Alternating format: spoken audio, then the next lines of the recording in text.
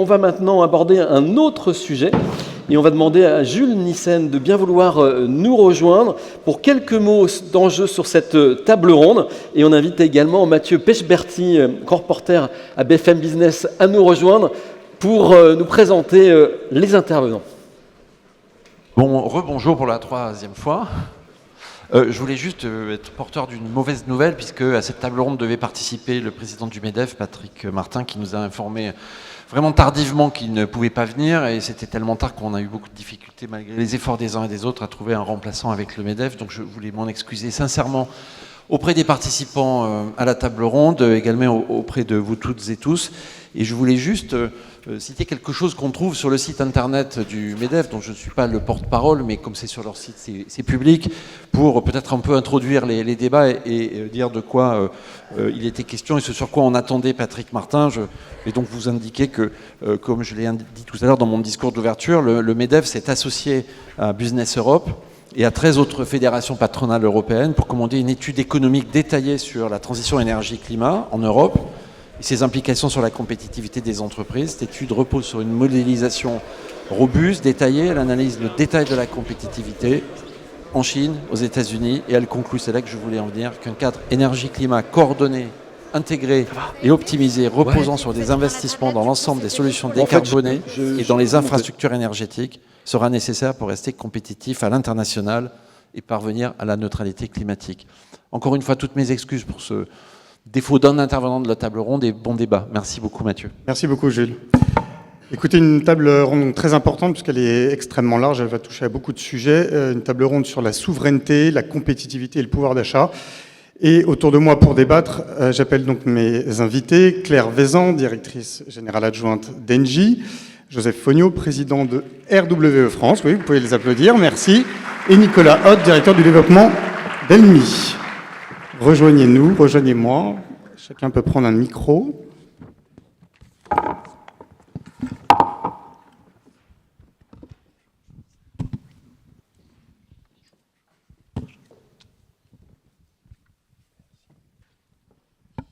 Allez-y.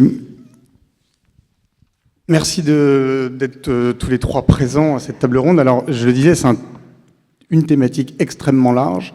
Souveraineté, compétitivité, et donc pour les entreprises, évidemment, c'est ce qu'on entend, mais aussi pouvoir d'achat pour les particuliers. Avant de rentrer un petit peu dans les différentes, on va dire, sous-thématiques et questions, je voulais savoir un petit peu ce que vous pensiez du débat qui est généralement dans l'opinion publique, qui oppose souvent, peut-être à tort, la souveraineté et la compétitivité, sous-entendant que la souveraineté, le rapatriement, que ce soit des énergies ou des entreprises en France, coûte cher et que donc, par définition, ce n'est pas compétitif. Est-ce que c'est possible de concilier les deux? Qui veut commencer? Claire Vézan, peut-être.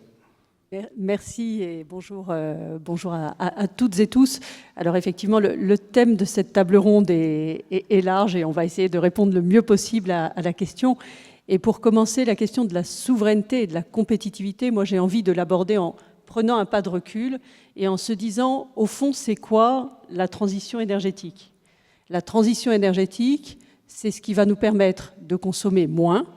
On sait qu'on va avoir besoin d'efficacité et de sobriété et de consommer des énergies décarbonées. D'accord ? Que ce soit de l'électricité décarbonée, des gaz décarbonés ou de la chaleur. Ce faisant, on voit deux éléments qui contribuent à la compétitivité de manière évidente. Le premier, c'est qu'on va consommer moins, et ça, c'est un facteur d'efficacité de l'économie. Le deuxième, c'est qu'on va consommer moins d'énergie fossile, et même, in fine, plus du tout, ou bien en le compensant.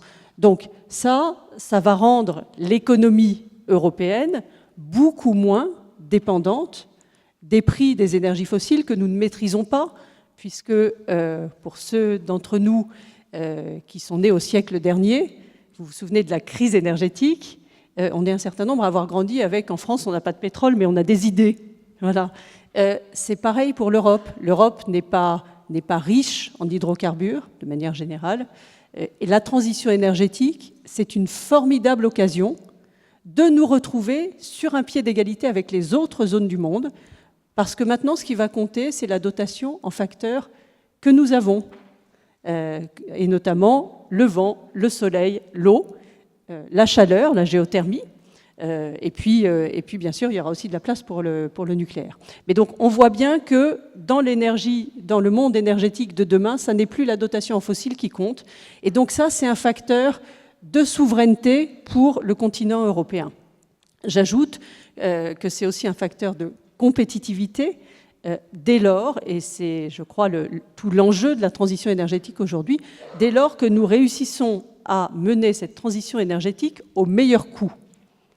Et ça, moi, c'est quelque chose qui nous frappe comme énergéticiens, c'est qu'on a souvent des visions partielles, des visions dogmatiques qui opposent les énergies, alors qu'au fond, la question qui est la question d'intérêt pour la compétitivité de nos entreprises et de pouvoir d'achat pour les ménages, c'est comment nous nous assurons que cette transition énergétique, elle est sûre, tout le monde a besoin d'énergie tout au long de la transition, et elle est aussi la moins chère possible. Et je crois qu'on va avoir l'occasion de parler, je pense, lors de cette table ronde, de comment on rend cette transition la moins chère possible, quelles sont les composantes, mais en un mot, arrêtons d'opposer les énergies et assurons-nous que nous reposons sur l'ensemble des énergies et en ayant une vision du système énergétique.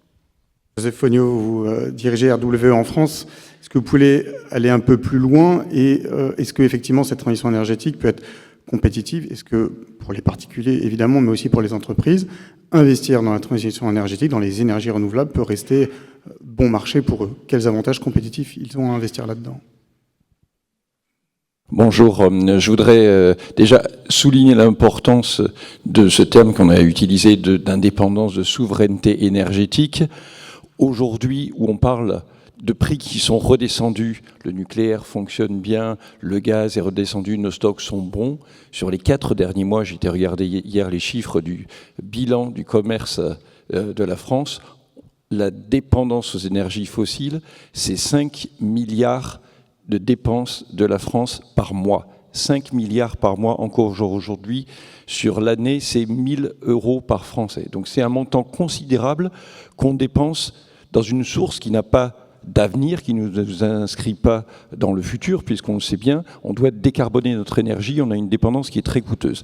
Elle est très coûteuse aussi dans le sens qu'elle n'inscrit pas notre économie dans la résilience. On l'a vu de manière très vive dernièrement quand les prix s'envolent sur des raisons qui ne dépendent pas d'un contexte nécessairement local. Notre industrie est totalement exposée, on le voit, les ressources fossiles sont sujettes à des fluctuations, là où, pour rappeler une évidence, il n'y a pas d'embargo possible sur le vent, sur le soleil, sur la biomasse. Ce sont des ressources, une fois qu'on investit pour les installer, nous sommes tranquilles. Et au-delà de la fluctuation, c'est une dépendance diplomatique qui, on l'a senti là également dernièrement, peut être très problématique. Donc, il faut absolument sortir de ces énergies fossiles. Maintenant, la question, est-ce qu'on doit opposer souveraineté à la compétitivité? Et comme il a été évoqué ce matin, s'il y a un dilemme qui se pose, c'est qu'il y a une question qui se pose. Les gens ne sont pas forcément stupides. Moi, dernièrement, j'ai acheté une maison, j'ai fait installer une pompe à chaleur, j'ai mis changer la toiture et refait l'isolation. Mais je vous dirai un scoop, sur l'année, économiquement, c'était défavorable. Ça m'a coûté. Bien entendu, mais pourquoi est-ce qu'on le fait? Parce que sur le long terme, on sait que c'est nécessaire. Et pour les entreprises, on voit aussi beaucoup d'entreprises aujourd'hui qui délibérément vont chercher des PPA. Le monde de l'industrie sait que la réindustrialisation passera par le développement de l'offre en énergie électrique, parce que aujourd'hui, une entreprise qui ne se décarbone pas, elle s'expose à 3 risques. Premièrement, à perdre ses clients. De plus en plus, la pression des consommateurs fait que quand il y a une alternative bas carbone face au même produit à haute teneur carbone, le produit à haute teneur carbone est perdu. Regardez la valorisation boursière, par exemple, de Tesla par rapport à ses concurrents qui ne sont pas allés aussi volontairement dans l'électrique. C'est assez spectaculaire. Regardez ArcelorMittal qui décide de décarboner ses hauts fourneaux à Dunkerque. Ces entreprises-là ont compris que leur futur passait par la décarbonation. Les entreprises ont besoin aussi de se décarboner pour garder leurs banquiers, leurs assureurs, Là aussi, c'est la pression du public indirectement qui s'exprime à travers les financiers et dernièrement, les employés. Aujourd'hui, une large partie des employés sont prêts, et un bon nombre d'entre eux l'ont déjà fait, à quitter leur entreprise si elles considèrent que cette entreprise n'est pas assez sérieuse pour réagir aux enjeux climatiques. Donc, pour garder leurs clients, leurs financiers et leurs employés, les entreprises doivent se décarboner. Mais pour ça, il y a de très importants investissements à faire. On aura l'occasion de revenir sur les montants, mais les montants sont colossaux, comme le disait par exemple dernièrement Draghi dans son rapport. Absolument. Alors on va revenir évidemment sur le rapport Draghi dont tout le monde parle. Juste une petite parenthèse, Nicolas, sur qu'est-ce qui peut motiver effectivement un particulier. Vous connaissez un peu ce secteur avec votre société Elmi. Peut l'encourager finalement à investir, encourager Joseph Fogno à investir dans des panneaux solaires pour sa maison. Alors que la première année, c'est pas rentable. Tout à fait. Je voulais peut-être juste revenir sur effectivement l'enjeu compétitivité et souveraineté économique. L'enjeu de la souveraineté économique, derrière, il y a un enjeu de résilience. Parce que pour qu'une entreprise soit compétitive, il faut qu'elle soit toujours là. Et dans la résilience, effectivement, diminuer notre dépendance. Et on n'a pas de pétrole, effectivement, et donc on doit diminuer cette dépendance. Après, on a un enjeu aussi, on y reviendra peut-être dans un enjeu d'industrialisation, c'est que malheureusement, on n'a plus trop d'industrie aussi photovoltaïque, notamment, et notre industrie de fabrication aussi dans les renouvelables doit être renforcée. Donc il y a ces leviers-là qui sont importants à avoir en tête. Mais effectivement, la compétitivité et la souveraineté économique, c'est certainement pas forcément, tout n'est pas lié au prix. Si on le prend par exemple en France, et je viendrai sur votre question concernant les particuliers, en France, on a un prix de l'énergie historiquement pour les entreprises qui est dans le bas de la fourchette des pays européens. Donc on pourrait dire c'est bien pour l'industrie. On a l'un des pays les moins industrialisés d'Europe. Et comparativement, si on passe le Rhin, on a une Allemagne avec un prix de l'énergie qui est quand même beaucoup plus cher et historiquement une industrie qui a toujours été forte. L'énergie est essentielle, c'est le flux sanguin de nos sociétés et de nos infrastructures, mais ça n'est pas non plus l'alpha et l'oméga, on ne peut pas tout résumer à ça. Concernant les particuliers, effectivement, les particuliers, quelque part comme pour les entreprises, ils voient aujourd'hui l'intérêt notamment de s'engager dans l'autoconsommation individuelle parce que c'est compétitif pour eux. Un particulier qui investit dans un 3 kW crête sur son toit, c'est une électricité qui le revient à 90-100 euros du mégawattheure. Là où approvisionner du réseau, ça lui coûte 200-250 euros du mégawattheure. Aujourd'hui, entre les endroits les plus ensoleillés et les moins ensoleillés, en gros, il faut 3 à 10 ans pour rembourser le prix de l'installation pour un particulier. Et après, c'est 20, 30 années, voire plus, de production gratuite pour le particulier. Donc il y a vraiment un enjeu derrière directement de pouvoir d'achat. Et pour les entreprises, alors je reviens un peu à ce que vous avez dit, Joseph Fogno. Effectivement, il y a un enjeu de s'engager dans la transition écologique. Après, nous, on le voit en tant qu'énergéticien côté Elmi, dans les échanges qu'on peut avoir avec les clients B2B, il y a quand même un point qui reste pour eux, effectivement, c'est un enjeu de prix des contrats de fourniture. Et il y a un autre enjeu qui est apparu et qui va dans le sens de l'histoire de la transition énergétique, c'est de se prémunir de toute volatilité des prix de l'énergie. On l'a vu en 2022. Là, tout le monde a pris une claque. x2, x3, x5, x10 sur les factures d'énergie. Des établissements publics obligés de fermer, des entreprises obligées de fermer. On avait des échanges, nous, avec des entreprises, certaines qui avaient fait le pas de l'autoconsommation et couvraient 60 à 70% de leurs besoins, alors avec un peu de stockage, et d'autres qui avaient été réticentes et voilà, qui pleuraient devant l'ensemble des acteurs de la filière pour qu'on puisse leur installer de l'autoconsommation individuelle. Donc, cet enjeu en fait de résilience passe aussi par effectivement une compétitivité du prix, d'approvisionnement, et j'y reviendrai par rapport effectivement à l'enjeu du prix de production, du coût de production, mais aussi de stabilité dans le temps. Effectivement, quand on me disait Claire Vaison au début, il ne faut pas opposer les énergies. Effectivement, on ne peut pas opposer le photovoltaïque à l'éolien, à l'hydraulique.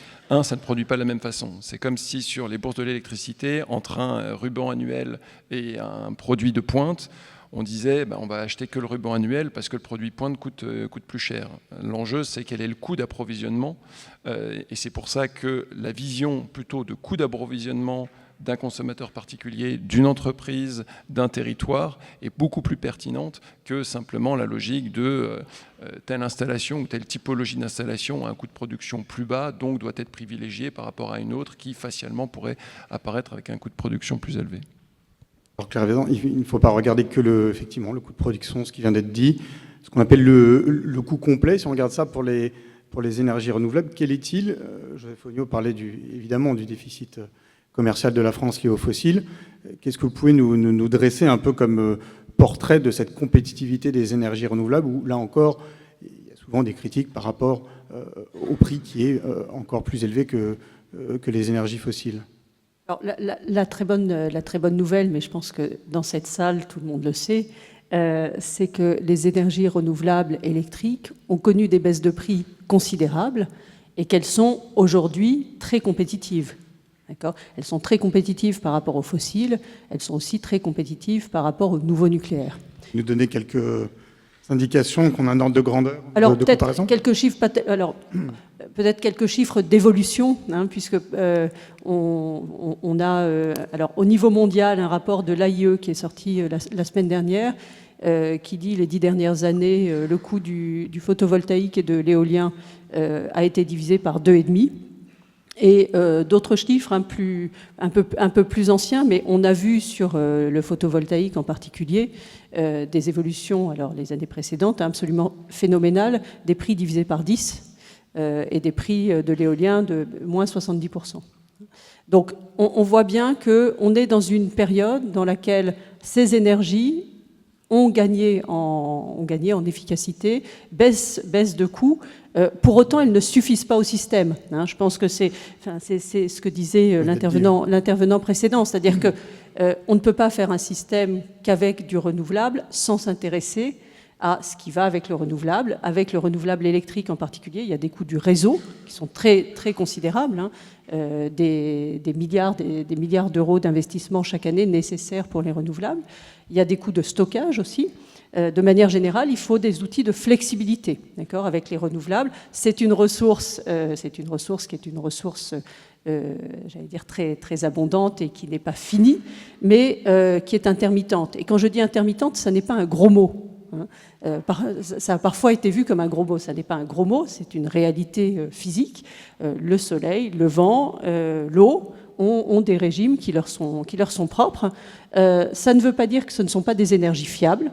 Je pense que si on regarde ces trois composantes juste électriques, et je parlerai ensuite de manière plus large, sur la partie électrique, on voit qu'aujourd'hui, un certain nombre de pays européens, et pas des moindres, on parlait de l'Allemagne, le Portugal aussi, ont des consommations électriques qui sont couvertes à plus de 50% par du renouvelable.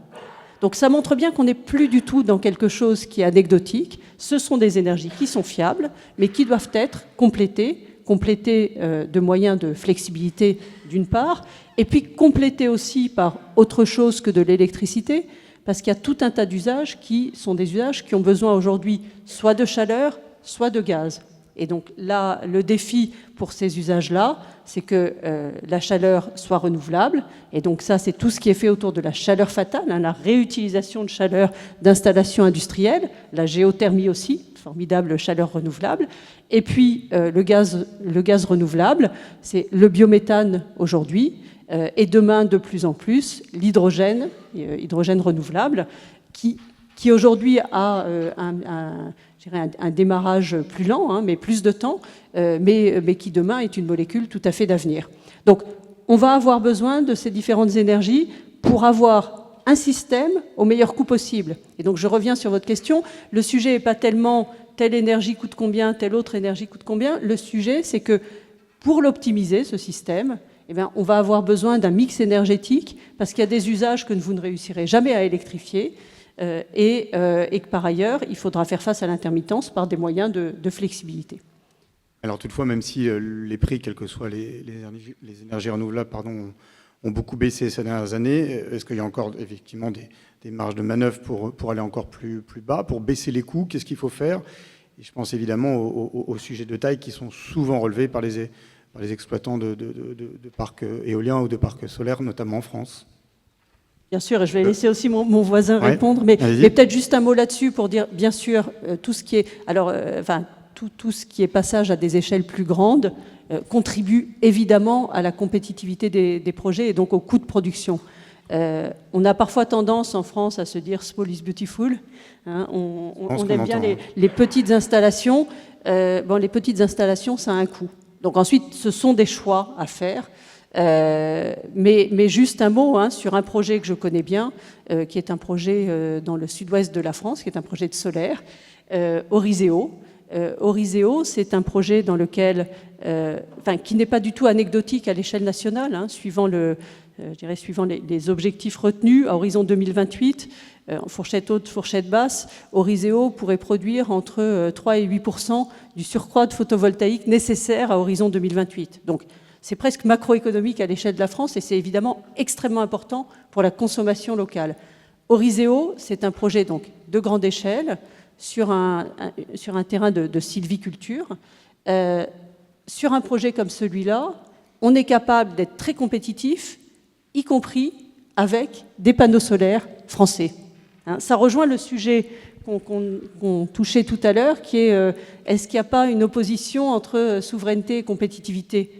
Ben oui, les panneaux solaires chinois coûtent beaucoup moins cher. Et plus on reste sur des projets petits, plus il y a des surcoûts importants à se dire on va s'équiper de panneaux solaires qui seraient des panneaux solaires non chinois. Si vous passez à des échelles plus grandes, vous faites des gains d'efficacité et là, ce surcroît de coûts de production, vous pouvez l'absorber. Donc ça doit faire partie de la réflexion, la taille des projets. Ce type de projet n'est pas trop rare, Joseph Fogno, surtout en France. Absolument, et je peux que souligner, abonder dans le sens de ce que vous venez de dire, et je vais parler du point de vue d'un énergéticien qui travaille sur un certain nombre de pays dans le monde, les États-Unis, l'Espagne, le Royaume-Uni, l'Allemagne, l'Italie, je ne vais pas tous les lister ici. J'ai le malheur tous les lundis en faisant une réunion inter-pays avec mes collègues de représenter le pays qui a les temps de développement les plus longs, les pays les plus petits, les projets les plus petits, et avec la conséquence de ces temps de développement longs que, par exemple, dans l'éolien terrestre, on a des technologies qui souvent sont obsolètes. C'est-à-dire que là où la moyenne de puissance des éoliennes installées en France aujourd'hui est de 3 MW, mes collègues sont très surpris parce qu'eux, ils sont déjà à 5, 6 MW et ça crée de grands soucis. On a des turbines qui sont en fin de catalogue ou sorties, parfois même avec l'obligation d'aller chercher chez des fournisseurs chinois parce que ce n'est plus dans le catalogue des fournisseurs européens, et un impact sur le coût qui est considérable. Le rapport Draghi, il donne l'ordre de grandeur de dire l'électricité décarbonée en Europe est, et en France notamment, 2 fois plus chère que ce que est le cas en Chine ou aux États-Unis. Moi, j'ai travaillé 3 ans aux États-Unis. On a des équipes qui sont très actives là-bas. RWE, c'est le 3e plus gros producteur d'énergie renouvelable aux États-Unis. Là où un projet photovoltaïque moyen en France, c'est 8. On tâche de les pousser vers 15 MW. Je parle des projets au sol, agrivoltaïques, etc. Ces projets-là, donc une dizaine de mégawatts. Aux États-Unis, ça se compte en centaines de mégawatts. Alors, il y a des économies d'échelle qui sont évidentes, et ça, c'est toute l'industrie, l'économie générale qui en est bénéficiaire. En France, on est assez doué pour renchérir le coût des énergies renouvelables. De l'éolien en mer, on peut le faire flottant, bien plus cher que le posé. L'éolien terrestre, je l'ai dit, on peut étendre les temps de développement de 5 ans, 6 ans chez nos confrères à 10 ans, avec tous les coûts de financement associés et le fait qu'on ait des technologies qui soient obsolètes. Le photovoltaïque, on peut faire des projets très petits. On avait des débats de savoir est-ce qu'il faudrait les limiter à 1 MW par projet, de manière à mieux répartir la valeur. Est-ce qu'on doit faire de l'agrivoltaïsme avec énormément de services rendus? Alors bien entendu, ce n'est pas sans raison, il y a de bonnes intentions derrière, mais toutes ces couches ajoutées font qu'on a effectivement des renouvelables qui ne sont pas du tout aussi compétitive qu'elle pourrait l'être. Donc, plutôt que d'être sur un ton pessimiste et de nous plaindre de cet état fait, regardons positivement à l'avenir en disant on a, oui, de très grandes possibilités d'amélioration de la compétitivité des énergies renouvelables. On a de la chance que les technologies soient portées au niveau international par une demande qui va croissant et qui font que les technologies intrinsèquement sont de plus en plus compétitives. Et on peut également faire des projets qui soient à moitié du coût de ce que c'est aujourd'hui. Et dans un pays dont je parlais tout à l'heure, les États-Unis, où il y avait effectivement de grands projets, mes collègues, j'étais assez surpris d'entendre ça, ne sont pas du tout inquiets de quelle sera la prochaine administration à prendre la présidence, puisqu'ils me disent, mais regarde, les chiffres d'installation sous administration Biden ou Trump sont les mêmes. Pourquoi ? C'est l'argent qui parle. On a des projets compétitifs, l'économie a besoin absolument d'énergie, et l'énergie qui est rapidement mise en place et économiquement la plus compétitive, c'est les renouvelables, peu importe l'orientation politique. En France, on a quand même passé un cap sur l'éolien en mer, hein, où il y a des parcs maintenant de taille assez significative. Sur le solaire, Nicolas, est-ce qu'il y a là encore une marge de manœuvre, ou est-ce qu'il faut se contenter des petites installations de toiture Alors je pense qu'il faut distinguer effectivement l'éolien terrestre, l'éolien en mer du solaire.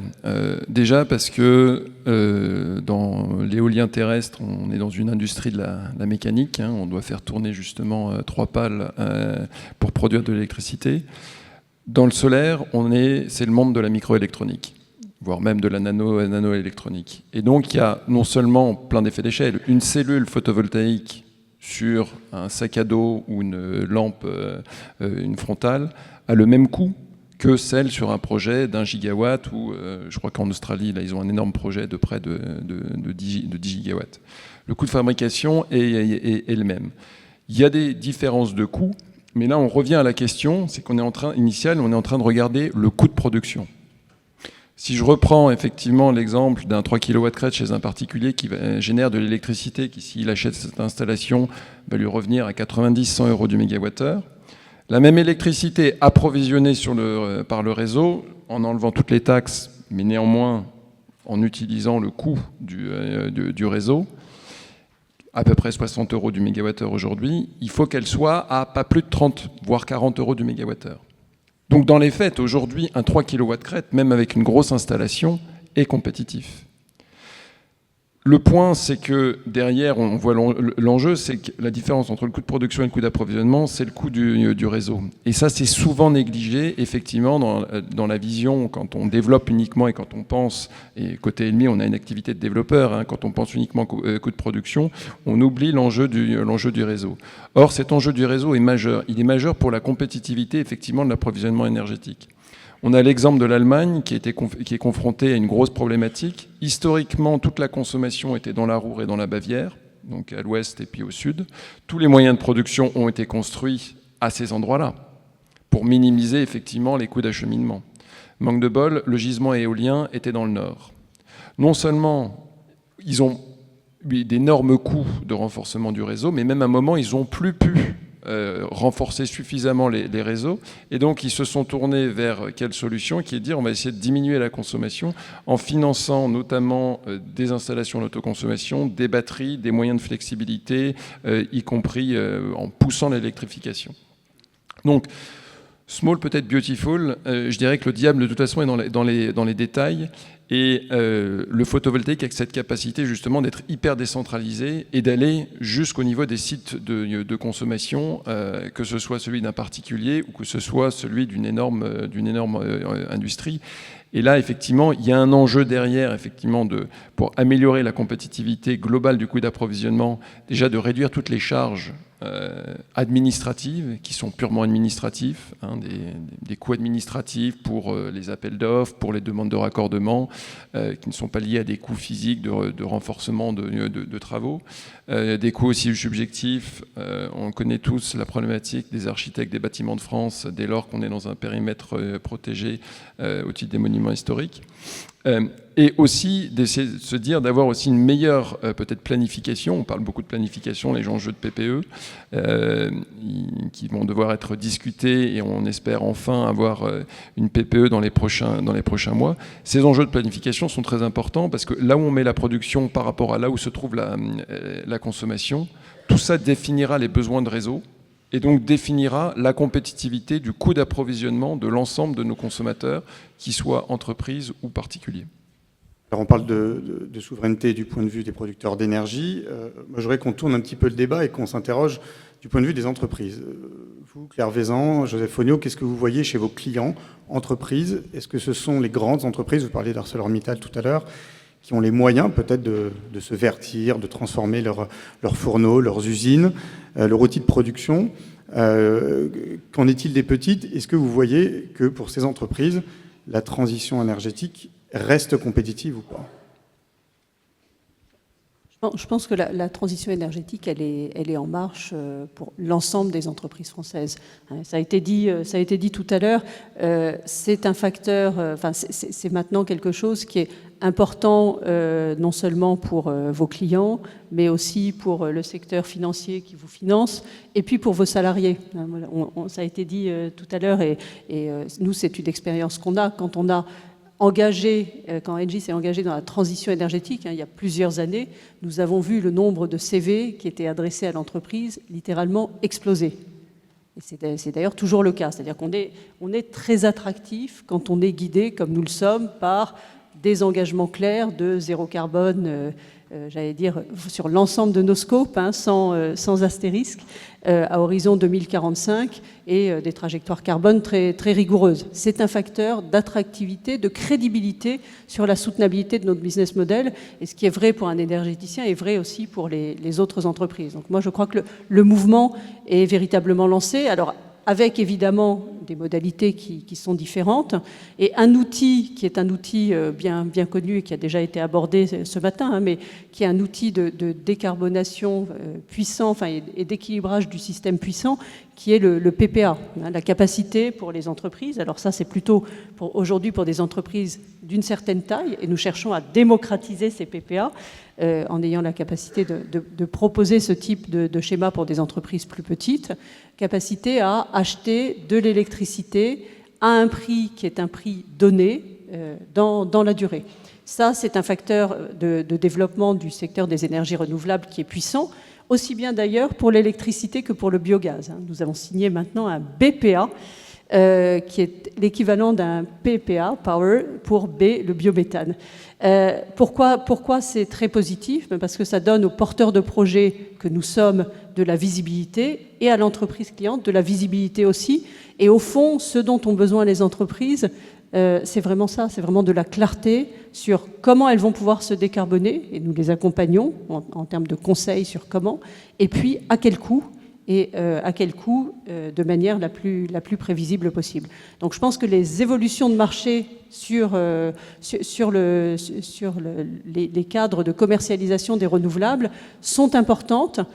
Aujourd'hui, on parlait des États-Unis tout à l'heure. Aujourd'hui, aux États-Unis, le marché des PPA est extrêmement développé. Les projets se font tous avec très largement une partie de la production qui est vendue sous forme de PPA. Nous sommes nous aussi un gros développeur en France, mais également aux États-Unis. En France, c'est encore plus balbutiant. On est dans un système qui est davantage régulé.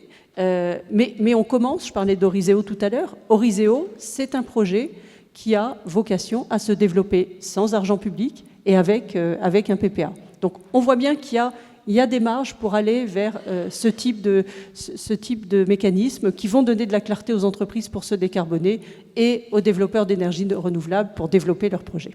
On en parle à la table ronde précédente que j'animais sur le financement, où Emmanuelle Vargon, la présidente de la CRE, effectivement parlait du PPA, parce qu'il y a aussi des marges de manœuvre budgétaires qui sont évidemment de plus en plus amoindries.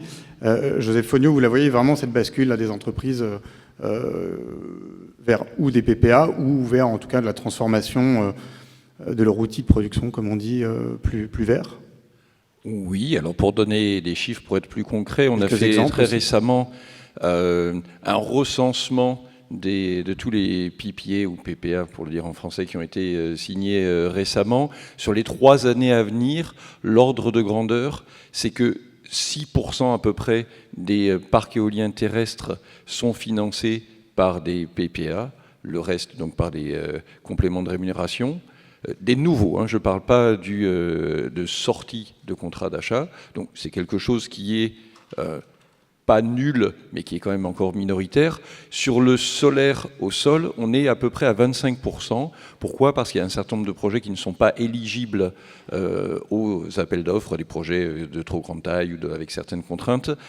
Donc le marché existe. D'ailleurs, RW, nous venons de signer dernièrement un PPA sur 20 ans avec un grand industriel français. On fera prochainement une annonce sur le sujet. Donc il y a une vraie demande, et quand on rencontre les entreprises aujourd'hui, elles sont tout à fait conscientes de ce besoin de stabiliser leur coût d'électricité sur le futur, au-delà de tout ce que je disais tout à l'heure concernant la décarbonation et l'importance sur leur avenir industriel. Pour répondre à votre question, est-ce que c'est plus difficile pour les petites que pour les grandes ? Il faut être honnête, oui. Bien sûr, aujourd'hui, avec qui est-ce qu'on discute essentiellement ? C'est des grands groupes aux États-Unis, c'est les géants de la tech qui boostent la demande des PPA. Et pour le voir concrètement, une petite entreprise, elle n'a pas forcément de juristes, d'énergéticiens spécialisés. Elle n'a pas forcément non plus le volume pour acheter toute la production d'un projet spécifique. Elle n'a pas non plus nécessairement les garanties financières que attendent le producteur d'énergie, mais également les banques qui vont financer les projets. Donc quand vous engagez sur 20 ans, si l'entreprise a 4 ans d'existence, la banque peut demander des garanties qui vont gréver l'économie du projet. Alors que quand vous discutez avec par exemple un Microsoft, là-dessus, les choses sont beaucoup plus simples. Ils ont des équipes qui sont dédiées, ils ont des volumes très importants, ils font des appels d'offres multi-projets, etc. Donc ça avance en commençant par les grandes entreprises, et ça fait déjà de très gros volumes.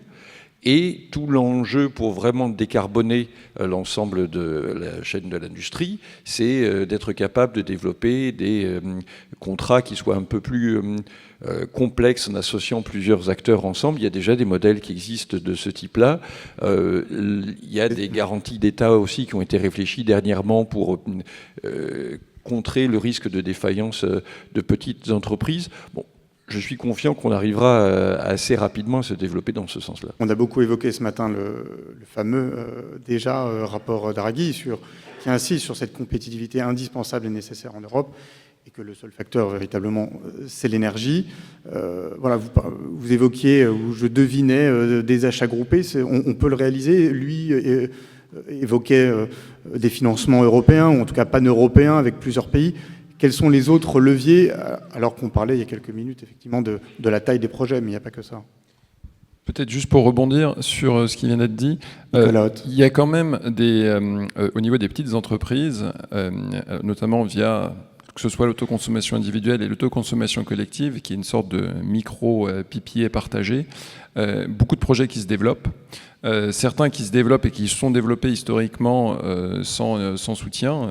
On avait notamment un client qui a maintenant depuis 12 ans une installation en autoconsommation individuelle. Il est simplement allé voir son banquier. Il lui a montré les équilibres économiques pour son entreprise que le banquier finançait déjà. Et le banquier a dit banco. Je vous finance. Donc il faut voir aussi ça, c'est aussi ces éléments, le reflet de la compétitivité globale des énergies renouvelables, le fait qu'on a quand même aussi ce genre de développement qui se font. Et aujourd'hui, on parlait effectivement des enjeux, des garanties quand on est dans un mécanisme de PPA. Les dispositifs de soutien, et ça c'est une excellente innovation qui a été introduite dans le S21 et qui devrait se prolonger dans le S24 et qui mériterait d'être généralisée peut-être y compris dans les compléments de rémunération, ça a été la capacité d'associer de l'autoconsommation individuelle et ou de l'autoconsommation collective avec un soutien sur l'électricité injectée pour le réseau. Quand des projets d'autoconsommation individuelle se développent, et nous on en développe un certain nombre, y compris en tiers investissement, quand l'entreprise, la PME n'a pas les moyens financiers ou préfère pas s'engager là-dessus, le soutien de l'État n'est plus là pour financer, mais le soutien de l'État devient une assurance. au cas où si l'entreprise fait défaut ou si elle a momentanément une baisse de régime. C'est exactement la même problématique dans l'autoconsommation collective et aujourd'hui il y a de plus en plus d'entreprises dans des zones d'activité qui partagent déjà des infrastructures communes, qui se réunissent et discutent justement autoconsommation collective entre eux dans la suite des conséquences de la crise énergétique de 2022 et 2023. Et on est typiquement, effectivement, sur des modalités où l'électricité est produite et payée sans soutien, vu que dans ces cas-là, on n'a pas de soutien. Le soutien n'est là que pour l'éventuel surplus, et sinon, en tant qu'assurance. Donc, aujourd'hui, on a vraiment l'ensemble de la palette pour à la fois des très grosses entreprises qui sont capables effectivement et ont des besoins de plusieurs mégas ou dizaines de mégawatts de puissance, que ce soit photovoltaïque ou éolienne, mais y compris des PME qui font aussi la résilience économique d'un pays comme la France. Hervé Zan, vous êtes aussi producteur de gaz, vous parliez de biogaz tout à l'heure et du coup de transformation des réseaux pour l'électricité, on en parle beaucoup, peut-être trop. Qu'est-ce qu'il en est pour le gaz et encore une fois pour la transformation des réseaux de gaz à long terme, cette fois évidemment, 10, 20 ans? Alors, d'abord, il n'y a pas un gaz, il y a des gaz. Donc, première chose, la première molécule de gaz vert dont j'ai parlé, c'est le biométhane. Le biométhane, c'est du méthane. D'accord ? Pardon pour l'évidence. Et donc, le méthane, c'est la même molécule que celle qu'on importe du reste du monde. Donc, ce que je veux dire, c'est que ça, c'est un enjeu de souveraineté évident, puisque et d'une part, et d'autre part, ça ne nécessite pas d'adaptation des réseaux, au-delà évidemment des raccordements, puisque ce sont les mêmes caractéristiques physiques de la molécule. Donc, c'est les réseaux qui aujourd'hui transportent du méthane, demain peuvent transporter du biométhane. Ensuite, il y a d'autres gaz dans la transition qui, eux, évidemment, posent des problématiques différentes. Je pense à l'hydrogène en particulier. Notre vision du développement de l'hydrogène, c'est qu'une partie de la production de l'hydrogène sera locale, une partie se fera dans d'autres pays, en Europe ou ailleurs, et devra être transportée. Donc, un des mérites de l'hydrogène, c'est qu'il peut être produit dans les endroits où l'électricité est peu chère. On parlait tout à l'heure de l'intermittence. Les renouvelables produisent des périodes d'énergie peu chères. L'hydrogène peut être une production à ce moment-là. Pour des questions de compétitivité, il y aura sans doute un équilibre entre ce qui sera produit sur le territoire national, où on a plein d'autres besoins pour l'électricité, et puis ce qui sera produit ailleurs, et il y aura besoin de transporter sous une forme ou une autre la molécule.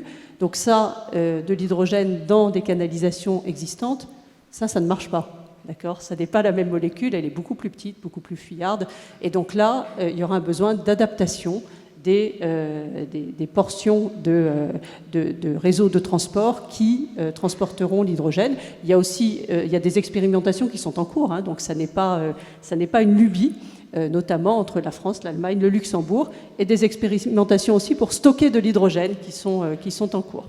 Et puis, dernière chose, puisqu'on parle des gaz, je pense qu'un des sujets qui va beaucoup se développer dans les années à venir, c'est le CO2 et l'économie du CO2, puisqu'on parlait de décarbonation de l'industrie. La décarbonation de l'industrie va passer par différents moyens. L'électrification d'un certain nombre d'usages, mais il y a des usages qui ne peuvent pas s'électrifier. Et c'est parfois très fin au sein d'une industrie. Dans l'industrie verrière, certains usages sont électrifiables, d'autres pas.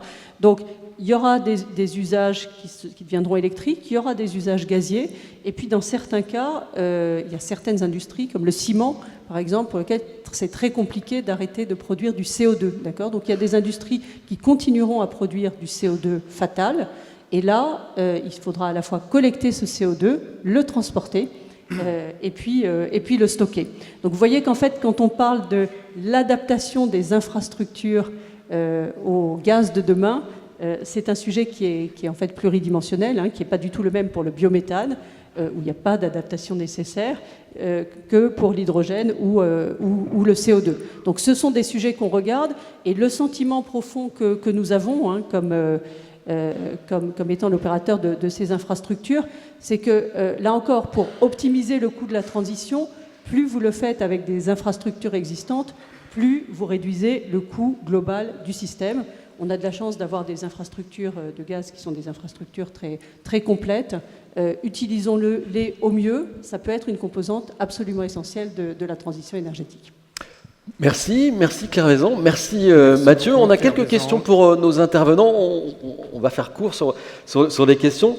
Questions courtes, réponses courtes. Une première question, quel est donc l'avenir de l'autoconsommation collective? Peut-elle être la clé pour démocratiser les PPA de plus petite taille?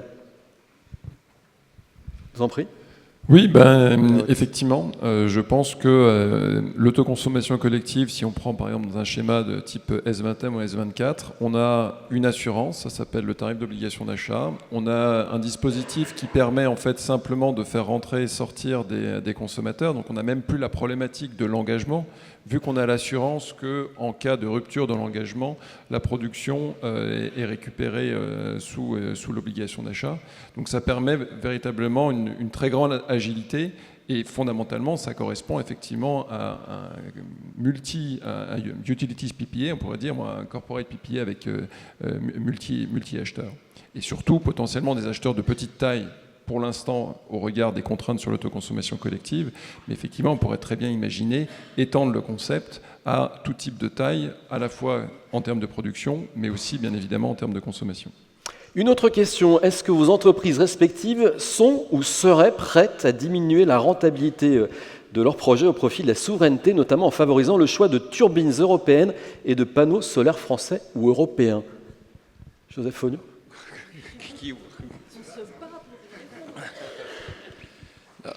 L'enthousiasme de la réponse, c'est parce que c'est une question qu'on se pose fréquemment et qu'on nous pose également. Fondamentalement, je crois que les énergéticiens ont bien conscience de l'importance d'avoir une économie résiliente et donc de favoriser des acteurs qui soient qui français, qui européens. Et d'ailleurs, à ce titre-là, vous pouvez regarder, on a passé des contrats cadres avec des turbiniers européens sur du long terme pour justement leur donner de la stabilité. La question aujourd'hui essentielle, elle est par rapport au photovoltaïque avec les deux grands projets qu'on appelle Gigafactory de Carbone et de Holosolis en France. C'est des projets qui me semblent très intéressants, qui objectivement ne sont pas compétitifs avec l'option chinoise aujourd'hui. Donc si Engie et RWE décidaient d'aller avec cette offre-là contre des confrères, parce que le marché est très ouvert, qui partiraient sur des projets chinois, nous aurions chacun 0% de part de marché. Donc c'est un modèle qui ne fonctionne pas. Le modèle, il doit être conçu dans les appels d'offres pour permettre soit des volumes dédiés, soit, comme a été évoqué tout à l'heure par Emmanuel Vargon de la Creux, d'avoir un système de bonification pour faire en sorte qu'on puisse soutenir ces systèmes-là. Claire Vaison, je vous ai vu acquiescer, c'est la même réponse. Oui, complètement d'accord. On est dans une économie concurrentielle et quand il y a des appels d'offres, la concurrence se fait en prix. Et donc, il y a une question de level playing field, comme on dit en mauvais français, c'est-à-dire qu'il faut assurer des conditions de concurrence qui sont identiques. Alors, soit c'est prévu dans l'appel d'offres, et effectivement, ça permet de faire en sorte qu'on réponde tous dans les mêmes conditions et avec des panneaux solaires, par exemple, européens, soit ça ne l'est pas. Là où il faut avoir conscience des choses, et vous le disiez très, très justement, c'est que pour les panneaux solaires, l'écart de prix est considérable. Et donc là, c'est un vrai choix de la puissance publique de se dire, est-ce que je suis prêt à renchérir l'électricité solaire en demandant aux développeurs de projets de mettre des panneaux solaires européens ou français. Dans certains projets, comme je le disais tout à l'heure, de grande taille, on peut mettre du panneau solaire français parce qu'ils sont très compétitifs. Dans d'autres cas, c'est un vrai renchérissement qui ne serait pas neutre. Et juste un mot pour dire que la situation est différente sur l'éolien. Ceci dit, quand vous regardez les 5 plus grands producteurs d'éoliennes dans le monde, il y en a 3 sur 5 qui sont chinois. Ce sont des producteurs, pour certains, très compétitifs.